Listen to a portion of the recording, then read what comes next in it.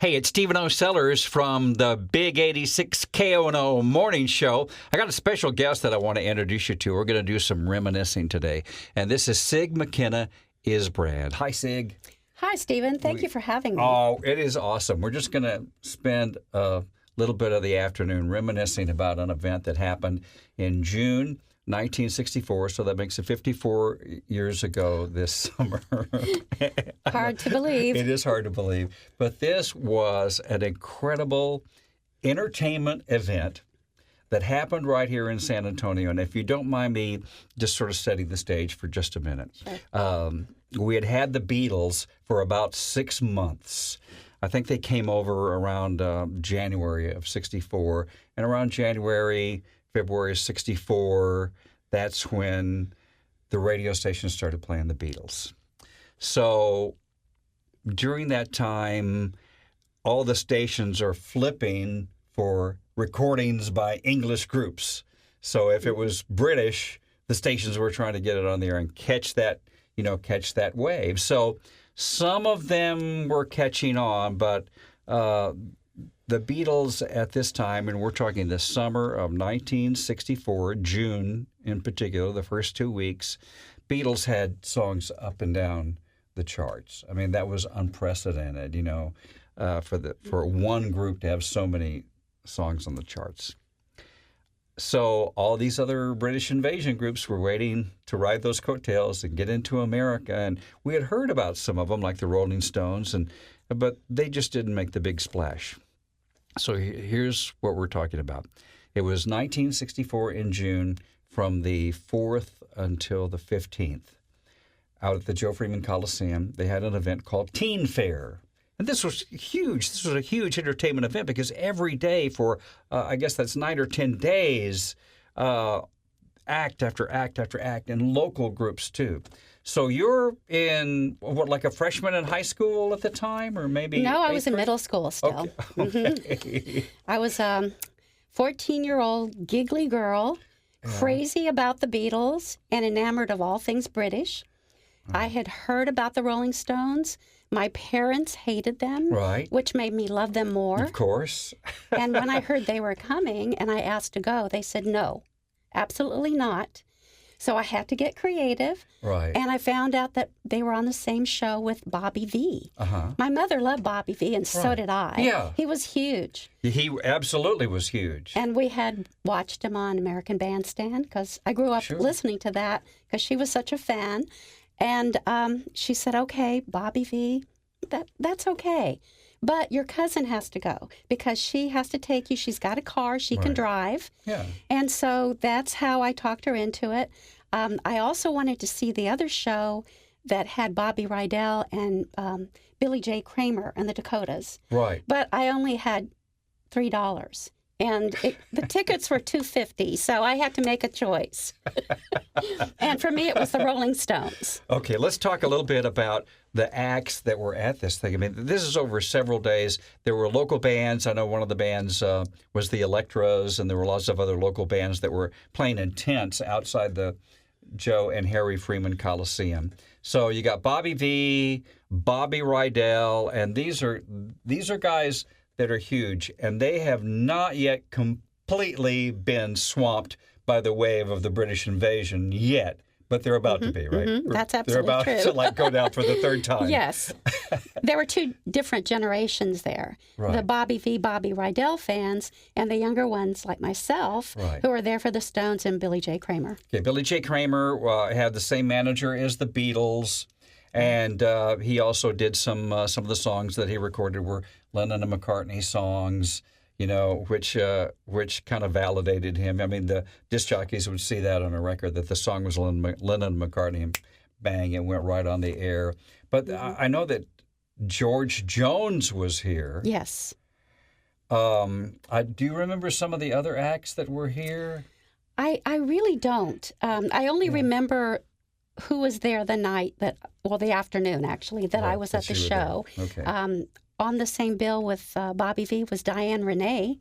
Oh, yeah. She had the hit Blue Navy Blue. That's right. And when she came on stage, she endeared herself to the audience by pulling a military person out of the audience. Of course, they weren't in the Navy because we're landlocked in San Antonio, but she pulled out a serviceman and sang to him. And, he was so overcome with emotion and embarrassment. And his friends were, giving cat calls out in the audience and just really, making a big deal out of it. But she was huge at the time. Oh, she was. Yeah. Yeah. She was one of those who was like going down for the last count as the British invasion. Right. But she was a big star on Top 40 radio. So you're listening to Kono, and you're hearing these people, and bang, all of a sudden they're in San Antonio. This was like a big deal, and I know that the newspapers ran ads, and there were ads on the TV stations, and so everybody in San Antonio wanted to go to Teen Fair. One of the really cool things about the Teen Fair, and this is the scoop we want to get from you. It was the first time the Rolling Stones had come to America. Now, we all remember the Beatles landing, at New York, and that was huge. It was a huge event.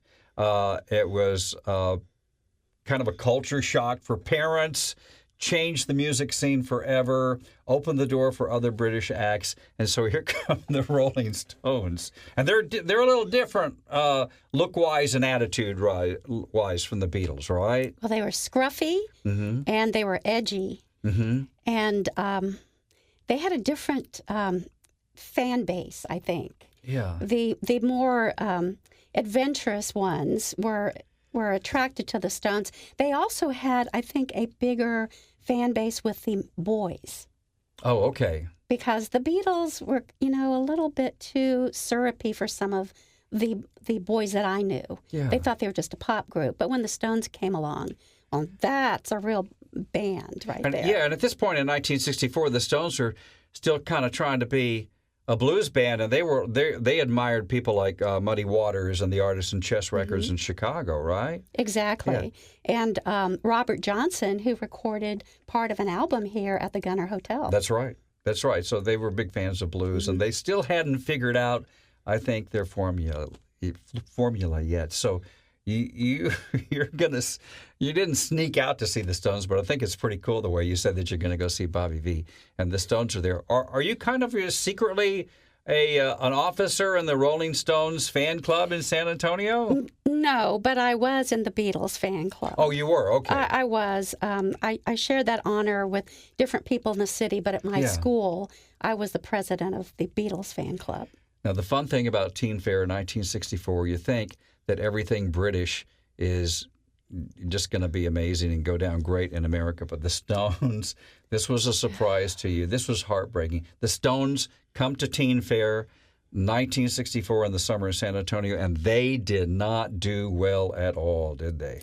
No, as a matter of fact, the promoters had them billed as from Liverpool, trying to attract more people. Right. I'm sure it was news to them when they saw the poster that said they're from Liverpool because they were from London. I actually went to the backstage door. Yeah, and tell me about that. Well, when their limo arrived, they got out along with their manager, Andrew Oldham. Uh-huh. I didn't know who he was at the time, but now I do. There was a group of maybe 10, 15 young girls like myself there waiting, and we had them all to ourselves because there was no one else interested in the Stones. In fact, there were people on the outskirts yelling at them, telling them to cut their hair, get a job. Welcome to San Antonio. Welcome to San Antonio, exactly. But they were very nice and actually almost shy. They were in a different world, and they didn't know what to expect. They didn't have that Beatle charisma and kind of the Beatles had really been forged in Germany and those all those years in Germany and night after night 8-hour gigs, and they really forged their show business persona. But I don't think the Stones had done that. So maybe they weren't, and we know they weren't polished, right? They weren't polished, but when they got on stage, the more the audience didn't like them, the more Mick Jagger preened and across the stage and seemed to do it in defiance. like, you don't like me, so I'm going to do what I want anyway. So they were getting booed at this point. They were getting booed when they came on stage. There was a group that, of course, that I was in, the girls who were screaming. Right. And, of course, now we thought they were our good buddies because we had already met you already them met before, them. outside. They're your friends. They were our friends, and we were screaming for them and cheering them on. But there was another group, a lot of cowboys and military guys who were, shouting homophobic things at them. It was, and of course, cut your hair. That's what, everybody did back then. They said those kinds of things. We were very protective, our little group of girls, protective of them and yelled back at those people. Oh, yeah. But it was a mixture of hostility and great admiration. Well, it's funny that you mentioned that they weren't intimidated by that. It just kind of charged them up a little bit more. No, they didn't know what to think. They might have been a little scared, but Mick didn't seem to mind. Now, was he doing had he developed his patented dances and onstage persona by that point? Yes, he was always Mick. Yeah. He was still, the little red rooster back then. Yeah. And so that's what made the girls go crazy. They'd never seen anything like this. What was he doing? We didn't know. But there was something exciting about it. And I think a lot of the girls really liked Brian Jones because he was more teen girl friendly. Right. He had the looks that were more, teen beat cover like. Right. But Mick was not that guy. I've seen interviews with Brian, and he's very well spoken, and he seems a little friendlier to the reporters and seems to realize that that's not a bad thing to do, is to be friendly with the reporters. Right. He was very reserved and very British. Yes. Mick was a little more defiant. I've heard that sometimes, I don't know if this happened to you and your group, but I know it happened to some disc jockeys from a radio station, that the Stones, when they were talking to you and they wanted to pull your leg a little bit, they went into kind of a overdone British accent that they call Mockney or mock Cockney, just to kind of like put you on a little bit. Now, did they do that to you, or did they realize you were a real fan and they were a little more down to earth? I think they were all pretty down to earth, but Mick did do that. Yeah. He seemed to enjoy that. He was in his own little world. And so this came out, so that happens, and you're there, which I think is great, and it kind of comes out in the papers and the reviews and stuff. Rolling Stones did not go down well. It didn't look good for them in the early days of the British invasion, right, in terms of being loved and admired like the Beatles were. No, and I think it served them well, actually. Really? I think that was the attraction for some people, that they weren't packaged. I think some felt, we had the Monkees, at some point later on that was packaged. Yeah. I think that some people felt the Beatles were packaged in their little matching suits. Well, the Stones wore vests that day on stage, and I thought they were going to collapse from the heat. But they had this certain look that wasn't coordinated necessarily. But I think they thought they looked like blues guys. And if they passed out from the heat, it was okay because they looked cool. Well, I heard that it was cooler outside of the Coliseum than inside, because at that time, 1964, it's not air conditioned in the Freeman Coliseum, right? Correct. And that could be why when Bobby V took the stage, he was wearing Bermuda shorts. And this is a pretty buttoned-down guy that had the ties and the suits all the time, right? Yes, we weren't expecting that. The girls in the group that I was in, and of course we screamed anyway. But we were a little. Some of the mystique had been taken out of Bobby V because we could see his legs. Well, yeah, I guess so. He was still cute. Yeah, right. He was still cute, and he had so many hits that he could have played the entire afternoon. Yeah. I think he opened with Linda Lou. Right. And then, of course, he went into Night Has Thousand Eyes and Run to Him and Take Good Care of My Baby. We were so enthralled, we almost forgot we came to see the Stones. Wow, almost. Almost. So what was the feeling of your group? Okay, so teen fair is over. You don't go back to school because it's summertime. So what was your review of teen fair and the Stones? We were a bit in shock because the act prior to the Rolling Stones was the Marquis Chimps, whom we had seen on the Ed Sullivan Show. They were trained chimpanzees who wore human clothes and rode bicycles and did tricks. And they preceded the Rolling Stones. And it was a little embarrassing to think that this is how we were welcoming this fantastic group from England. You've got to wonder who put that together and thought that would be a good idea. It was very creative in a bizarre, sick way. Well, you know what's really fun? I'm going to switch gears for just a second. So you're a young person who's into the music business, and you end up kind of being in the music business in a big way, working in Houston with Bill Ham, who is the manager of ZZ Top. And you have a great story, an anecdote about Billy Gibbons of ZZ Top coming into the office one day, and there you are. You're in the front office, right? Oh, yes. I'll never forget it because I started to work there at the end of the Worldwide Texas tour. Mm-hmm. So the band was on hiatus, and they didn't come around to the office. The office, it wasn't exactly what you would call glamorous. Mm-hmm. It was out in, what is now a developed part of Houston, but it was out in the country in this 1950s ranch house. Uh-huh.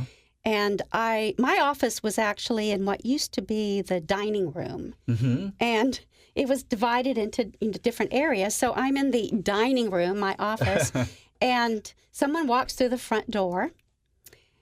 And I didn't know who it was. And it was just this guy off the streets, for all I knew. Right.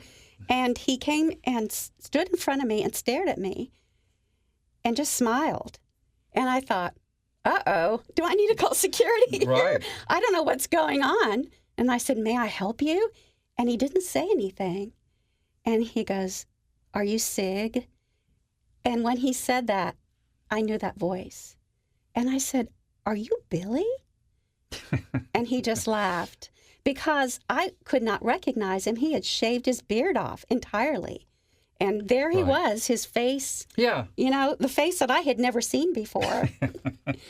And so he got a big kick out of that. So y'all talked on the phone a lot. So we talked on the phone all the time, but he'd never come to the office because he was doing some traveling and just kind of, getting, he'd been on the road for so long. He was just kind of enjoying life. But that day when he introduced himself, he said, I want you to do me a favor. And I said, okay. He's my boss. Yeah, sure. That's right, yes. He goes, look out your window. And when I looked out my window, I saw this car in the parking lot. And all of a sudden, it started jumping up and down. And then I heard it play La Cucaracha really loud with a horn. And it was his lowrider. Right. And that's what Billy had been doing since he got off the road. He had been working with some custom outfitter to build this lowrider. And he just reveled in this whole image of himself in the lowrider, running around town, playing La Cucaracha for people. Right. And freaking them out in the streets. So is the end of the story that he gave you the car? No, I'm sorry to say. No. All right. Sig McKenna Izbrand, it's real fun talking to you. Thank you. And it's really fun to remember this great musical event that happened in San Antonio. It was summertime 54 years ago, June 4th through the 15th, the Teen Fair of San Antonio. I'm really glad you got to go. Well, I am too, and I can't believe I remember so many details, but I guess when you're 14, not much has happened to you yet, so those kind of things are important. Well, yeah, and all those nice people that listen to the Big 86 KONO appreciate you too, so you can wave at them. Hi. Hi. Hello. Hi. Thanks a lot, Sig. Thank you so much.